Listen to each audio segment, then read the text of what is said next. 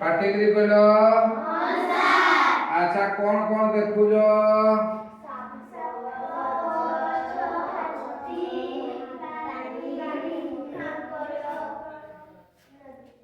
ନଦୀ।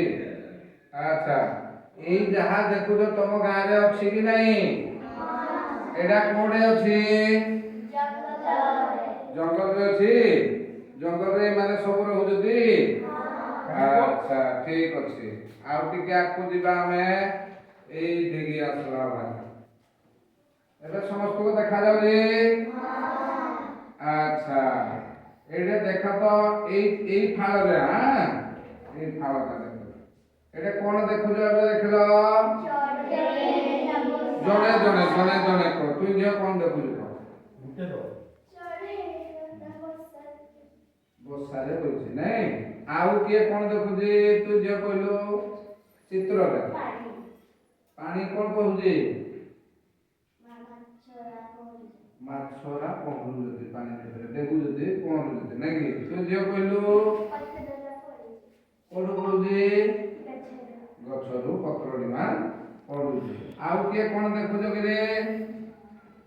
ସେମାନେ ଯୋଉଟା କହିଲେ ଆଉ କହିବୁନି। ତୁ କଣ ଦେଖୁଛୁ ଆଉ କହ? ବାଦଲ ଗୁଡା ଆକାଶରେ ଦେଖାଯାଉଛି ନାଇଁ। ଗଛ ଉପରେ ତୁ କହ। ହାତ ଦେଖୁ ଗଛ ଗଛ ପାହାଡ ଅଛି। ଆଉ କଣ ଅଛି? ଆଉ କଣ ଅଛି କିଏ କହିପାରିବ? ଦେଖ ଆଉ କିଏ କହିପାରିବ? ସେ କହିଲା ଚଢେଇଟିଏ ଅଛି, ବର୍ଷା ଅଛି, ବାଦଲ ଅଛି। କଣ? ଘାସ ବି ଉଠିଛି ନାଇଁ କି? ଘାସ ଚାରିଆଡେ ଉଠିଛି। ଆଉ କଣ? ଦେଖ ପଥର ବି ଅଛି। ଆଉ କଣ ଅଛି? ଗୋଟେ ଜିନିଷ ଅଛି ଦେଖ ପୁରା ଫଳ ବି ଫଳିଛି ଗଛରେ ନାଇଁ କି? ଆଚ୍ଛା ଆଉ ଚଢେଇଟାକୁ ଟିକେ ଅନ। ଏଇଟା କରୁଛି ଚଢେଇ ବସା ବାନ୍ଧୁଛି। ଆଉ କିଏ କହିବ?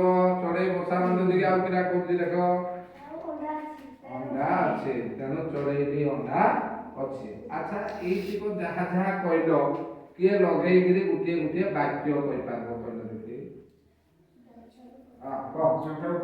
ଗୋଟିଏ ଗୋଟିଏ ବାକ୍ୟ।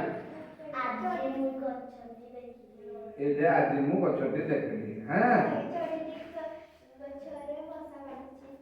ଚଢେଇଟି ଗଛରେ ବସା ବାନ୍ଧୁଛି। ତୁ ଝିଅ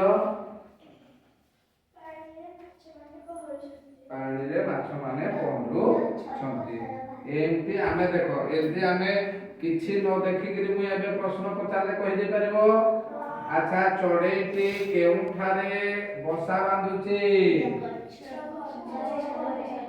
ଆଚ୍ଛା ଚଢେଇ ମାନେ କେଉଁଠାରେ ବସା କରନ୍ତି? ଗଛରେ ନାଇଁ। ଆଚ୍ଛା ମାଛ ଗୁଡ଼ିକ ଜଳରେ ପହଁରୁଛନ୍ତି କି? ଆଚ୍ଛା ଠିକ ଅଛି। ପତ୍ର ଗୁଡ଼ିକ କାହିଁକି ଗଛରୁ ଖସି ପଡୁଛି? ପବନରେ ଖସି ପଡୁଛି। ଆଉ କଣ?